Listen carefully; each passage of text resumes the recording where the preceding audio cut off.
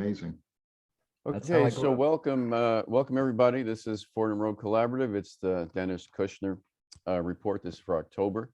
If you are new, we want to thank you for coming. If you haven't been here for a while, thank you for coming back. And if you're an old hand, thank you again for sticking it out with us. And so a couple things. One is, as you know, we extended the time from 8 to 9 to 8 to 9:15. You certainly don't have to be on for all that time, but we will have, as they say, a definite stop at 9:15, possibly even, that's Pacific, possibly even earlier than that. The other thing is that we are recording just the presentation. And so when you want to go back, you want to have a look at the presentation, just go to the website. It's at fordhamroad.net. And I'm Robert Brancatelli, and of course, you know, Dennis Kushner.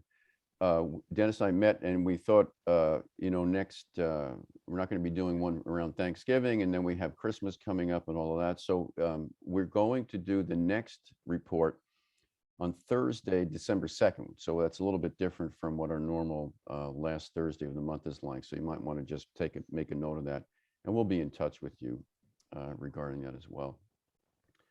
And I think, Dennis, that's it. I'm going to put you on, I'm going to pin you so that we see you, and then I believe that's it. I think, Dennis, you can take it away.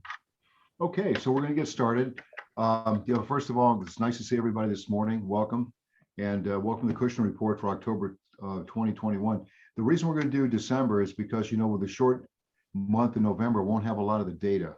So I want to be able to have as much data as possible. As you know, today we're in the fourth quarter of the year, and we don't have any data yet on the third quarter. I should have that hopefully by the next time we get together.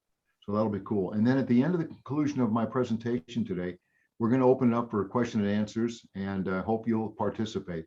Again, we stopped recording that, so that way you can feel free to say whatever you'd like, and it won't be recorded. We'll cut it off after the presentation. So we're ready to get going.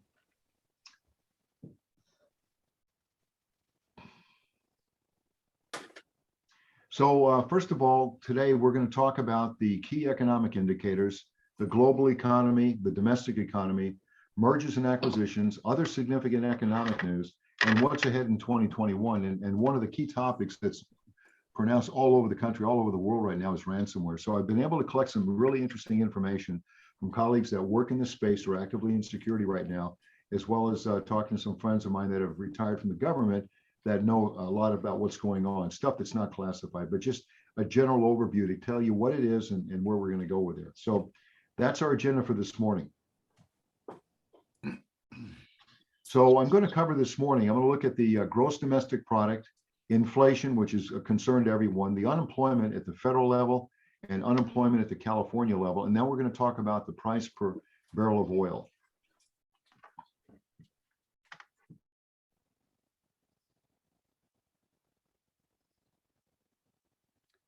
Dennis, let me just unmute you.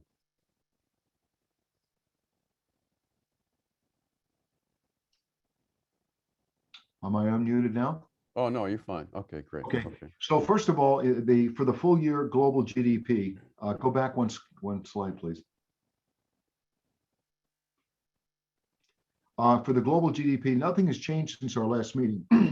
It's still looking about 6.1% going out the end of this year, and in 2022 dropping down to 4%.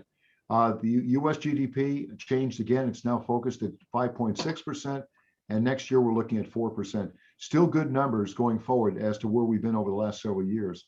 The inflation rate, as you know, continues to escalate. We're looking at 4.5% by the end of this year and dropping down to 4.2% next year. Keep in mind, some of the problems we have right now is the supply chain, and I'm going to talk about that a little bit later in the program, but that's driving a lot of what we're seeing right now, up to and including the production of oil and the price per oil around the world. As far as the unemployment goes at the federal level, it dropped down to 5.5%, and we're looking at 4.3% next year. California is looking at 5.9% the end of this year and 5.1% the end of next year. What I've done here is we've taken up the price range on the price per barrel of oil now to $85 a barrel. Yesterday it closed at $82.56. So we're looking for hopefully an increase in production. But as you know, as the world and the US economy continues to improve, the demand for oil is going to continue to escalate. Now, that has to be offset by increase in production, not only in the Middle East, but other countries around the world and the United States.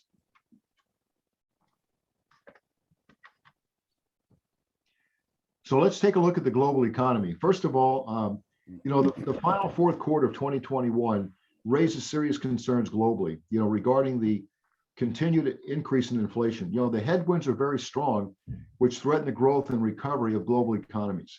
The spreading of the virus, the high cost of food and gasoline, oil prices, etc., are really taking a toll on countries across the world. China has forced manufacturers to curb production, thus cutting their growth forecasts. So these are serious concerns, and they've also concerned about a lot of power shortages that are taking place as well. If we look at the global supply chain, as I mentioned earlier, this is threatening the world economy. They're feeding on one another with shortages of components, such as chips, if you will, and surging prices of critical raw materials are really squeezing manufacturers around the world. And the supply stocks are already showing signs of choking off the recovery in some of the regions around the world.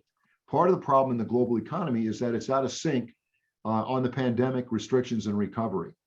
But the countries in Asia, for example, are still in the throes of lockdowns and the coronavirus-related restrictions. So we're seeing constricting their ability to meet demands. Meanwhile, the global shortages in labor and other result of people leaving the workforce because of the pandemic is added to this particular problem. So we've got to see people going back to work around the globe, including the United States. But the bottlenecks to the forecast constrain manufacturing output well into next year, and it's going to hurt the sector that we rely heavily on powered global recovery. So there's still a concern there. And I know this morning they mentioned that there's a concern about electronics for the Christmas holiday, and including clothing and shoes. So those are going to be real issues going into the holiday season, unless this can be resolved. On the monetary policy standpoint, I agree with the economists. I believe this is a transitory rise in inflation. And once we can get the supply chain and other variables in place, the inflation rate should decline over the next few months. And again, it's hard to tell when that's going to happen. So we'll have to wait and see at this point. In terms of the rate hikes in Latin America, for example, they've raised central banks in most of the countries are opting to increase their interest rates last week. And we're seeing an effort to try to put pressure on pricing. China's economic prospects, the non-manufacturing side, economists are hoping that at the end of the recent economic turndown could be near for them, where they can get back to normality and see an increase in production, if you will, in services, manufacturing, and also their economy. The Bank of New Zealand basically became the second developed economy in the world to raise interest rates within the last week. And its closest neighbor, the Bank of Australia, however, has decided to hold monetary policy firm at this time and not make any changes. So you're seeing some countries raising their interest rates. And I'm going to talk a little bit about that as we get into the program later. As I mentioned, the one target for the domestic economy is really the supply chain constraints. Last week it was reported that there were over 100 ships off the coast of Los Angeles waiting to be unloaded. And that's causing a lot of the problems. Industries, for example, are impacted, and you're seeing price increases across the board, whether it's fruits and vegetables or shoes or gasoline, everything is going up. And we've witnessed a 14% decline in the automobile industry. So we've seen production down substantially. And a lot of this has to do with basic parts for automobiles, as well as semiconductor chips. And again, the current prices, keep in mind, are not sustainable. They're really transitory. And eventually they'll come down once we see the supply chains improve. And of course, they must subside when you see products getting restocked on the shelf. So if you go to the store, you go to Walmart, you go to certain places, you'll see an empty spot on the shelf and they just can't get the product. And that's going to continue for the time being.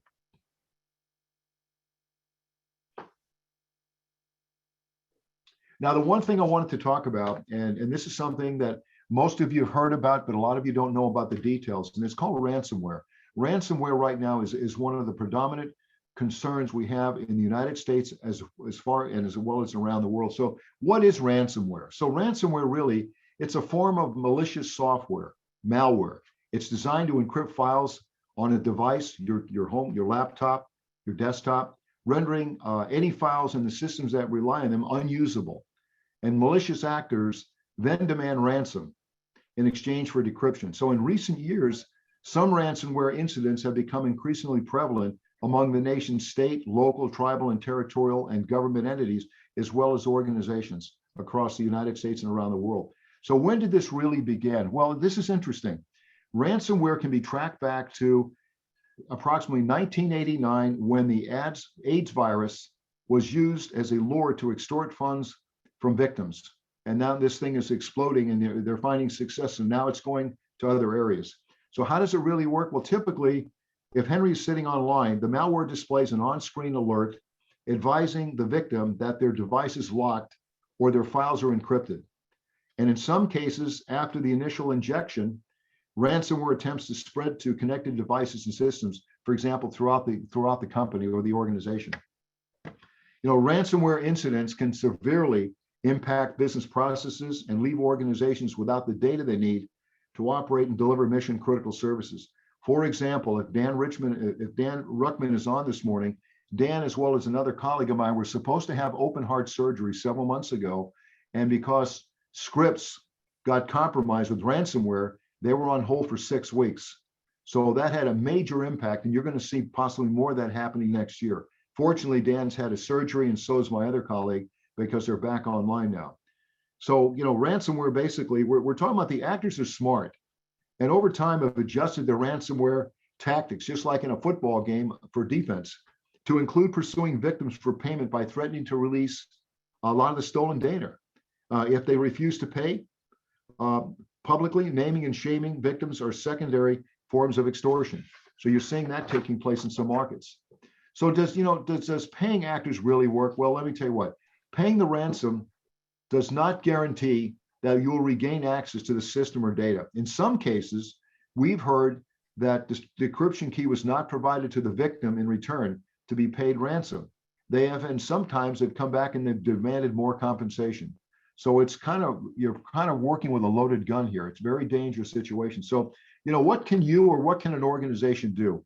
So first of all, there's a lot of steps that can be taken. Let me just give you a couple. So you can conduct a regular vulnerability scanning to identify and access vulnerabilities, regularly patching and updating software and operating systems to the latest available versions. And that's what, like, for example, Al Arias, who works in an accounting firm, there's a perfect example where they're always trying to get out and grab the data. And then you have to employ the best practices on all hardware and software products and services. Having backup storage is really critical, and taking restoration of backup files. For example, many years ago in California, when they had the earthquakes, we started having offsite places where we could save the data, like in Arizona or Idaho or Colorado, other places around the country. So if we did go down, they would have access to data online. So this is one of the things we're looking at now. So there's a lot of other critical steps that can be taken, but right now, the best thing to do is to talk to your security team, your consultant, or your service provider of what you can do to prevent these things from happening. And if you look at the large corporations, these are targets from the bad guys continually. Every single day, they're trying to get in and do things, and it's not going to stop. So when we talk about ransomware for 2022, let me give you some examples. Many experts believe, and I do too, that this is going to continue to grow and get worse in the future. So here's some of the areas of concern we have. Supply chains globally. This could be devastating around the world. 2, remote work challenges will keep accelerating. So many people work from home, and they're not going to go back to work, or maybe they'll go back to work for a couple of days a week, but they're vulnerable as well. Then you have attacks in the healthcare sector. As I mentioned, scripts. You're also going to see mobile devices begin to get attacked, and that's going to be cryptic as well. So your phone could be out of commission, period.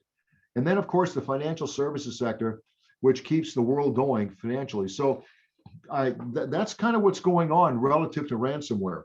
And when we have Q&A, if you want, we can talk a little bit more. But I just kind of want to give you some ideas what it is on an overall basis, and not really get into the technical aspects of what's going on here. We do have some folks on the call this morning that work in that industry.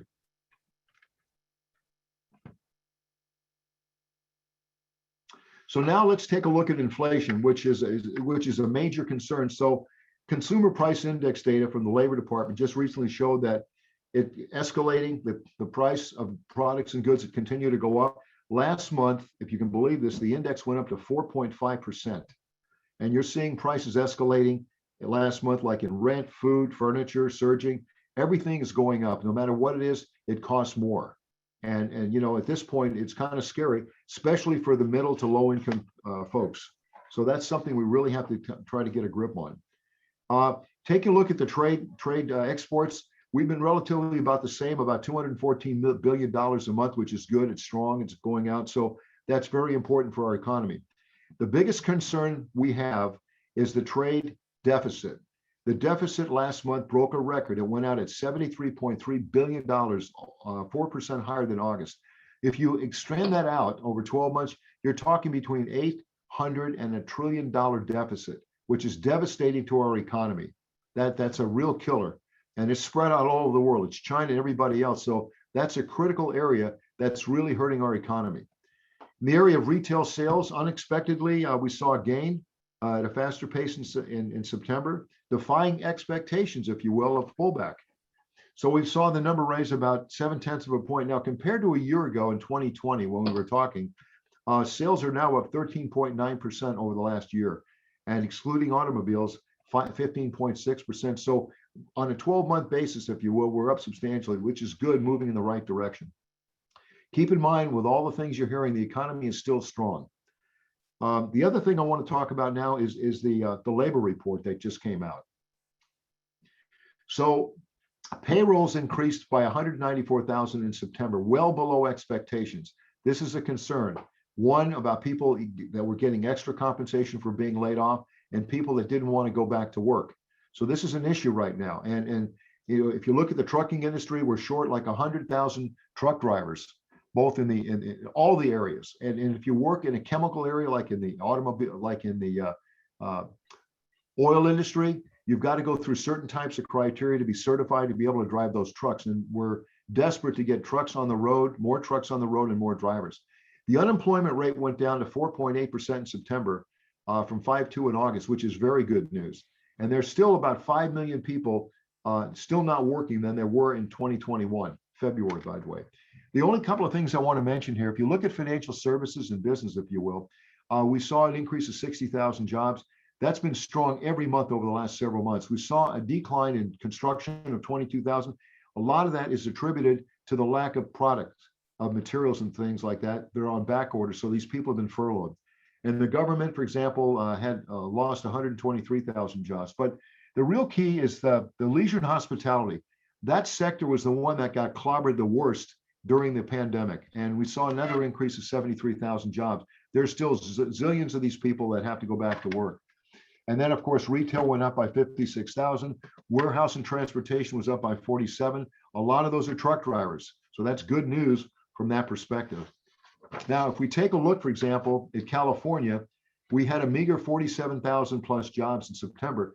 The unemployment rate, unfortunately, remained at 7.5% now. Keep in mind, the target right now is 5.9. Well, we've got to pick that up in October, November, and December to get to the 5.9, or else we're way behind in that area. So that's a real concern for the state of California. The only thing I want to mention here is we saw an increase of the leisure area of 23,000 jobs. So that was good for the economy in the state of California. And you can see professional and technical. So now let's take a look at moving forward. The interest rates, so this is something of concern right now. So as I previously discussed last month, the Federal Reserve will monitor the unemployment rate to determine when we have reached what they call maximum unemployment.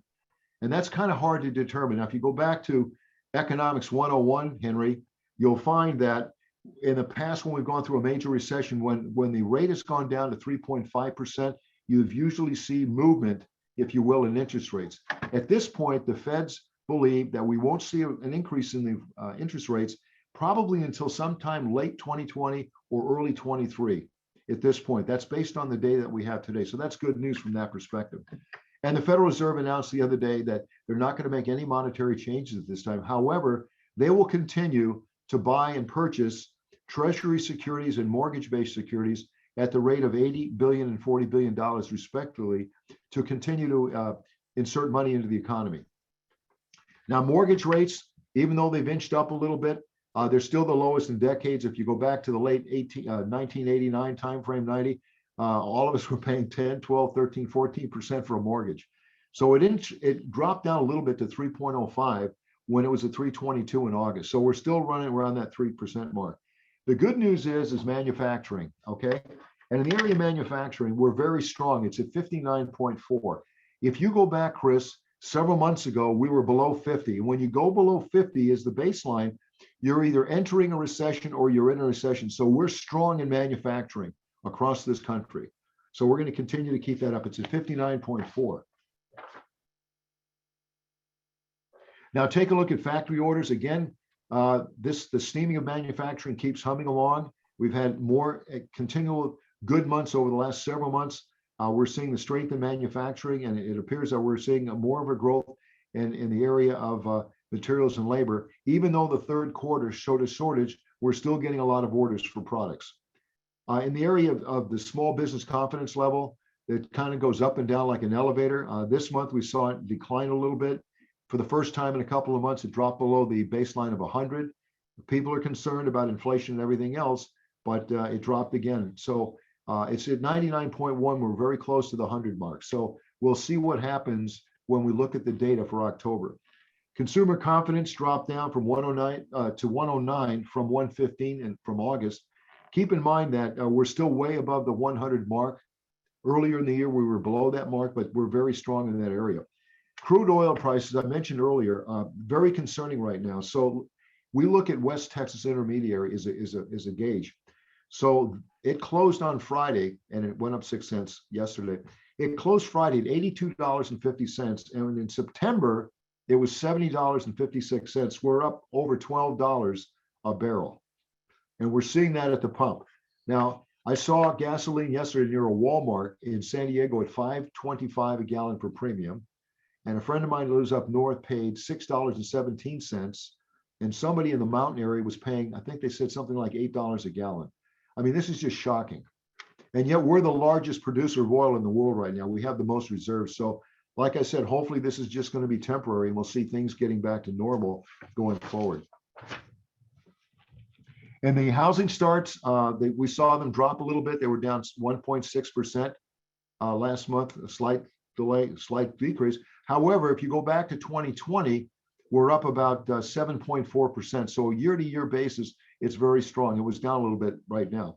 In Southern California, Sid, who's a former Californian, we saw home sales prices increase by 12.9% in September, evidence of still a very warm market here in California. Now, if you look at Los Angeles County, the home price rose by 12%. So the midpoint is at $795,000, but sales dropped by 7.8% in the month. In Orange County, the midpoint was up 13.4% to $890,000, while we saw sales decline by about 7.8%. And then finally in San Diego County, we saw the medium range go up to 13.8, which is at 740,000, but sales were down about 3.9%. Keep in mind, this is the time of the year when people start buying in general. I mean, we're still going to have sales taking place, but not to the level we've seen during the summer and the pre-summer timeframe, like in September, because people now are getting ready for the holiday season and they're kind of hunkering down on other issues. So even though there'll be some sales, we won't see the level of sales that we've seen in the earlier part of the year. And existing home sales were up a little bit from the last time we looked. For a 12-month period of time, it's up about 10.5%. So that's strong in that particular area. Now, in the area of productivity, as I mentioned in the past, we've seen that the information doesn't come out now except for quarterly. So, we closed September. I'm hoping in November I'll have information on productivity, which is really key to the economy as well. The good news is for the third or fourth month in a row, we have not seen major layoffs by companies in the United States. So this is good. There's been some matriculation in low levels, but nothing to the levels we've seen over the last several years. So this is very good from an economic perspective. And keep in mind, there's over 10 million jobs available out there in the marketplace, openings right now. Now, some companies have scaled back in hiring. The biggest problem we have right now is people need to go back to work from an incentive perspective. We've also got a problem with skills. That's right. A lot of people are going to have to go through some form of training to take a job to the next level, where you've seen a lot of retail sectors go away. A lot of the restaurants are gone. So people are going to have to learn a new trade to be able to go back and work in the marketplace. Now I'd like to take a look at mergers and acquisitions, if you will. So the interesting thing is we didn't have a lot of activity last month, but PayPal is getting active. They're also looking at a couple more deals that are not disclosed yet, but they're buying a company called Payday from Japan for $2.7 billion. And the acquisition basically is it's a service platform technology to allow them to increase and expand their business. Japan, if you can believe this, is the third largest e-commerce market in the world. And so they're going to get into that marketplace, and that's going to help them a lot. There's been a lot of consolidation taking place in the meat and the poultry industry. And Sanderson Farms was just sold to Cargill and Continental Grain for $4.5 billion. And the idea is there to expand the plants and to provide and basically to invest more cash, if you will, to get things going on for the food plants. If you look right now, the price of food is escalated substantially, both in the meat area and poultry. And a friend of mine told me this morning, he runs one of the large food markets here in Southern California. The rumor is that the price of turkey per pound this holiday season could be between $1 and $1.25 a pound, higher than it was a year ago, based on volume of product available. Now we look at Hyatt is planning to buy Apple Leisure Group from KKRP and KSL Capital for $2.7 billion. And what this is sign is, it says, hey folks, the transaction is the latest sign of optimism about the return to vacation travel, even as the U.S. continues to grapple with the corona pandemic. So I think we're going to see travel starting to pick up next year substantially. I'm not sure when. I know a lot of people are getting the booster shots, and we're getting better off. It was announced that California right now is #1 in the country with the lowest problem with the coronavirus rate. So this is good news. So hopefully the news will continue on, and we'll see more travel and more airplanes flying over the next few months. The United States Postal, let's see. Okay, we're good there. So looking at this, first of all, Kmart, which has been a household name for years, they're closing the remaining 16 stores. So over time, the remaining 1 or 2 Sears will go away, and this will be something of history in the past. So that's unfortunate, but that's part of what's taking place in the industry as we've seen more companies going to the internet, and as well as the competition and buying habits of the consumer changing.